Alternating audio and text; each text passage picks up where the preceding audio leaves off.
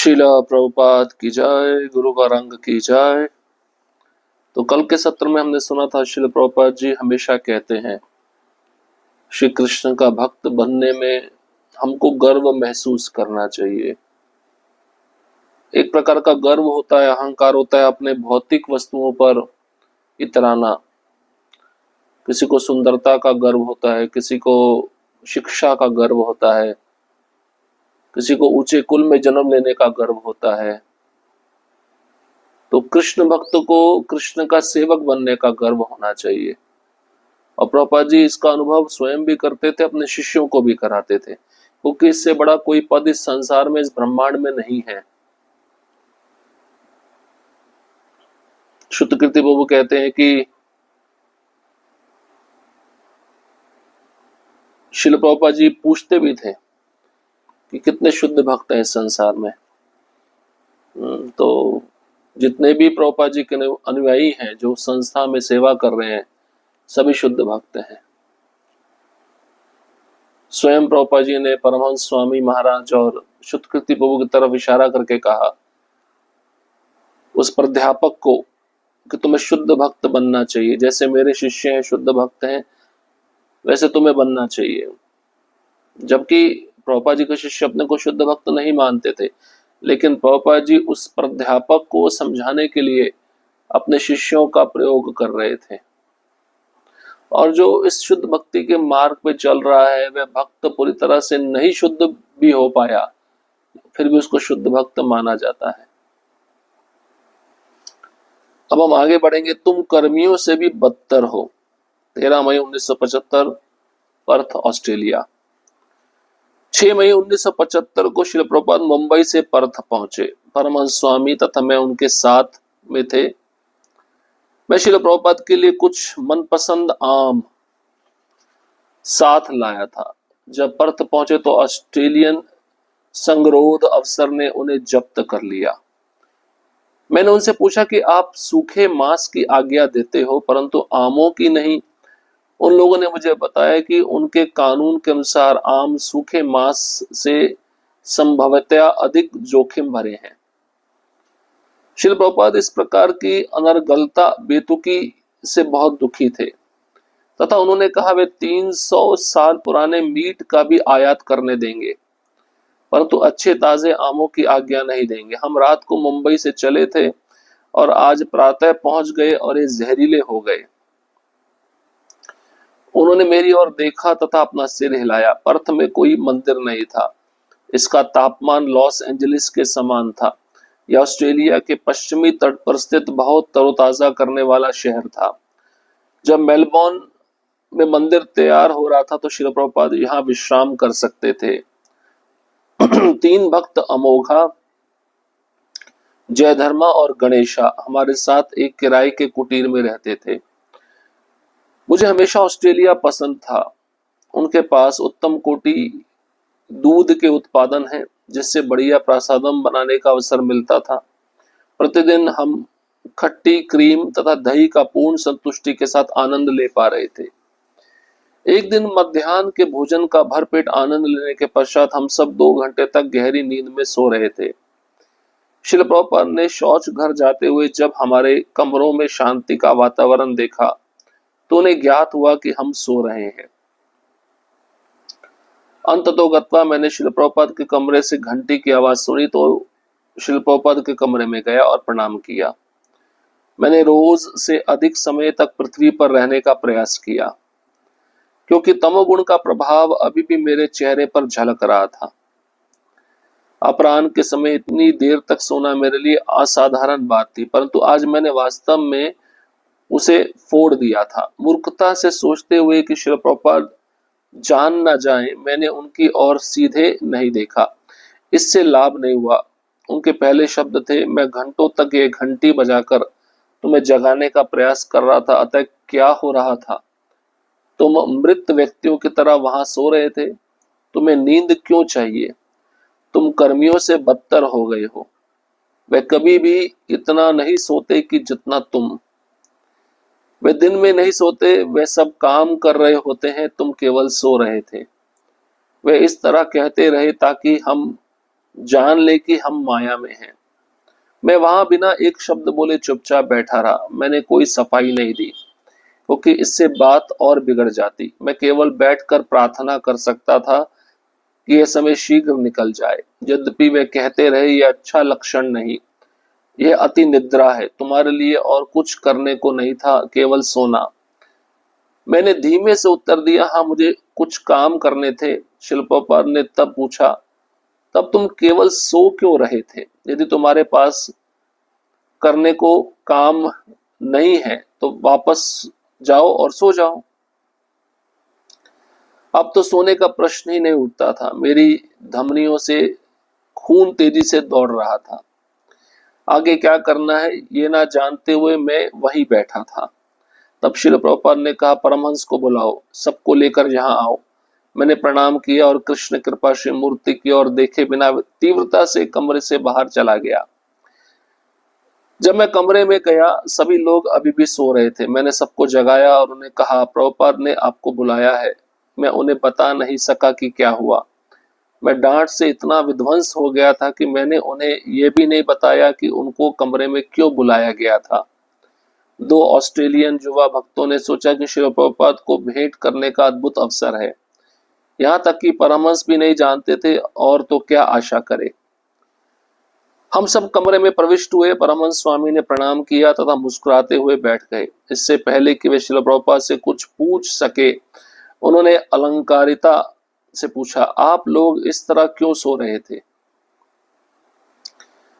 परमहंस स्वामी ने मेरे से अलग प्रस्ताव रखा। वे जेट लैग स्पष्ट करने लगे और कहा कि स्थानीय समय के परिवर्तन में कठिनाई हो रही है और नींद के ढांचे को व्यवस्थित करने का प्रयास किया है। वास्तव में इसका कोई प्रभाव नहीं पड़ा। यद्यपि श्रील प्रभुपाद विश्व भर में भ्रमण करते, परंतु उससे प्रभावित नहीं होते। वे जिस स्थान पर जाते उससे पूर्णतया समंजित हो जाते। वे तुरंत अपने भोजन, सोने तथा प्रातःकालीन सैर को अर्थात अपने कार्यक्रम को नए वातावरण के अनुकूल बना देते। श्रील प्रभुपाद ने तुरंत प्रतिक्रिया की, मैं जाग रहा हूं, मैंने यात्रा की है। क्यों? यदि मैं कर सकता हूं, मैं एक बूढ़ा आदमी हूं और तुम अभी इतने जवान हो। तत्पश्चात उन्होंने सबसे कहना शुरू किया जैसा उन्होंने मुझे कहा था, तुम कर्मियों से भी बदतर हो। वे दिन में नहीं सोते, वे बाहर जाकर कड़ा परिश्रम करते हैं। उन्होंने घृणा से सिर हिलाया। परंतु भक्त भक्त सो रहे हैं, कर्मी तुमसे अच्छे हैं। वे बाहर जाकर कड़ा परिश्रम करते हैं केवल थोड़े यौन संबंध के लिए तथा अपने परिवार के पालन पोषण के लिए। परंतु चूंकि श्री कृष्ण हमें थोड़ा धन प्रदान कर रहे हैं, तब वह सब ठीक है। श्री कृष्ण भेज रहे हैं और हम बर्बाद कर रहे हैं। हम खर्च कर सकते हैं, खा सकते हैं तथा सो सकते हैं। तत्पश्चात उन्होंने हम सबको कहा, ठीक है, तुम जा सकते हो, जाओ, जो तुम्हें पसंद है वही करो, जाओ और मृत व्यक्ति के समान सो जाओ। हम सब ने सिर नीचे किए और कमरे से बाहर आ गए। वास्तव में कोई भी सोने नहीं गया। ऐसा लग रहा था मानो घंटों व्यतीत हो गए जब घंटी बजी थी। यद्यपि केवल कुछ मिनट ही हुए थे। मैं तुरंत श्री प्रभुपाद के कमरे में गया और प्रणाम किया।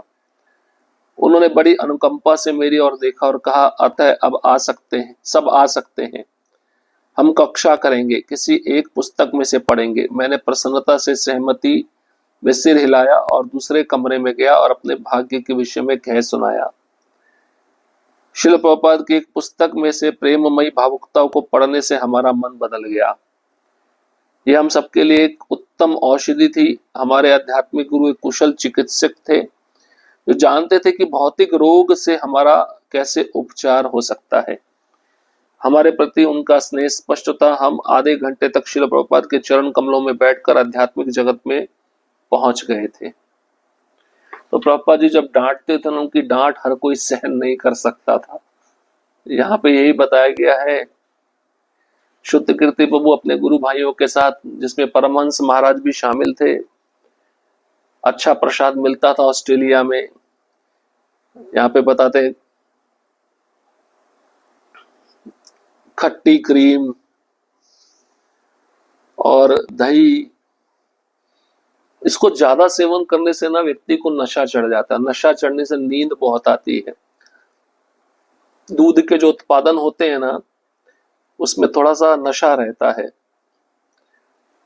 और दूध से अच्छा प्रसादम, अच्छी मिठाइयां भी बनती है। तो रोज खट्टी क्रीम, दही, दूध, लस्सी मिलता था। इसको भक्त लोग अच्छे से ग्रहण करते थे, इसका आनंद उठाते थे, और बाद में इसका परिणाम क्या होता था, सभी सो जाते थे और दोपहर के समय सो जाते थे, गहरी नींद में सो जाते थे। और उस समय उन भक्तों को उठा पाना बड़ा कठिन होता था। अब प्रभुपाद जी ने दृश्य देख लिया। प्रभुपाद जी शौचालय जा रहे थे, हमारे कमरों में देखा कि बहुत शांति का वातावरण है। तो प्रभुपाद जी को ज्ञात हुआ कि हम गहरी नींद सो रहे हैं और काफी लंबे समय से सो रहे हैं। और प्रभुपाद जी बहुत देर से घंटी बजा रहे थे। शुद्ध कीर्ति प्रभु को गहरी नींद में घंटी सुनाई नहीं दे रही थी कि प्रभुपाद जी उनको बुला रहे हैं। तो अचानक से शुद्ध कीर्ति प्रभु ने घंटी की आवाज सुन ली और सुनते ही तुरंत प्रभुपाद जी के कमरे में गए और प्रणाम किया।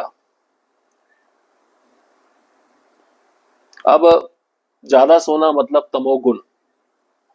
तमोगुण का प्रभाव शुद्ध कीर्ति प्रभु कहते हैं अभी भी मेरे चेहरे पर झलक रहा था। और दोपहर के समय इतनी देर तक सोना, ये मेरे लिए असाधारण बात थी। वो किससे पहले मैं कभी इतनी देर तक दोपहर में सोया नहीं था।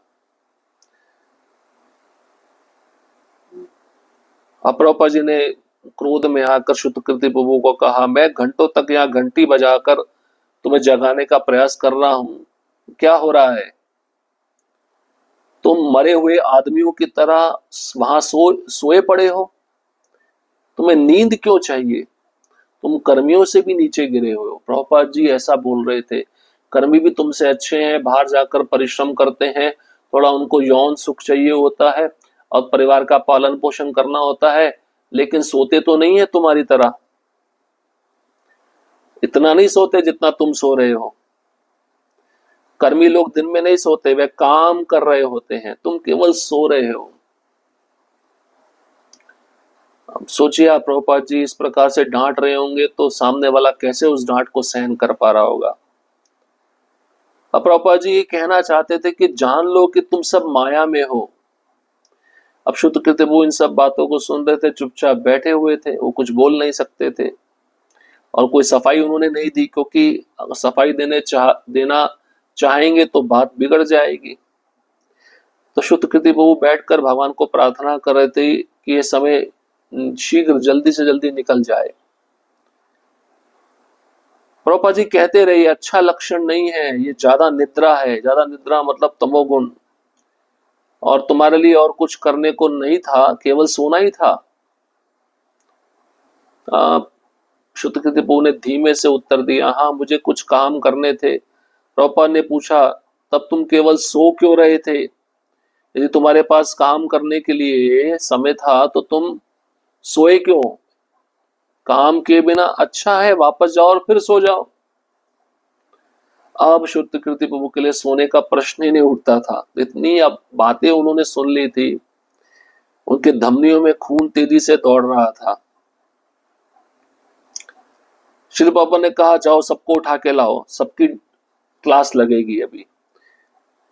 तो शुद्ध कीर्ति प्रभु तुरंत प्रणाम किए और प्रभुपाद जी को देखे बिना वहां से तुरंत कमरे से बाहर आ गए।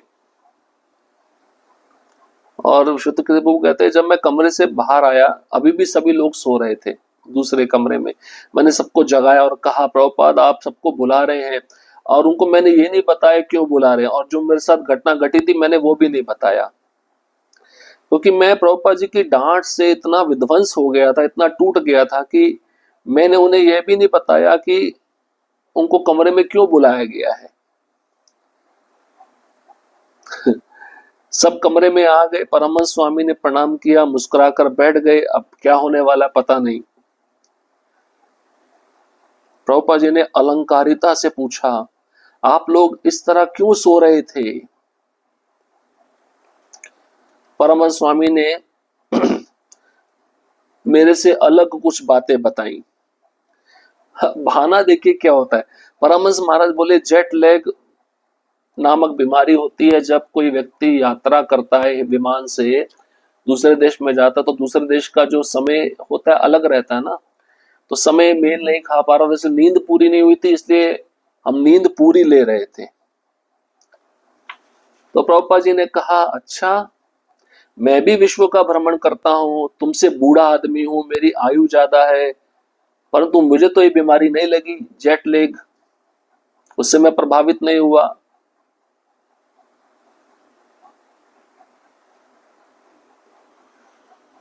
यदि मैं कर सकता हूं, मैं एक बूढ़ा आदमी हूं, तो तुम क्यों नहीं कर सकते हो? तुम तो भी जवान हो। फिर प्रभुपाद ने बोला तुम कर्मियों से भी बदतर हो। वे दिन में नहीं सोते लेकिन तुम दिन में इतना देर तक सोते रहते हो। वे बाहर जाकर कड़ा परिश्रम करते हैं। प्रभुपाद ने घृणा से सिर हिलाया। कर्मी भी तुमसे अच्छे हैं। वे बाहर जाकर कड़ा परिश्रम करते हैं केवल थोड़े यौन सुख के लिए और अपने परिवार का पालन पोषण करने के लिए। अब कृष्ण ने हमको थोड़ा सा धन दे दिया, हाँ बहुत अच्छा है, कृष्ण भेज रहे हैं और हम उस धन का बर्बादी कर रहे हैं। हम क्या कर रहे हैं? उस धन को खर्च करते हैं, खाते हैं और सो जाते हैं। ये सन्यासियों के सेवकों के लिए भी है, मंदिर में रहने वाले ब्रह्मचारियों के लिए भी है।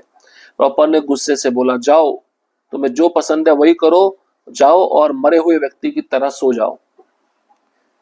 सोना मतलब मर जाना थोड़े समय के लिए।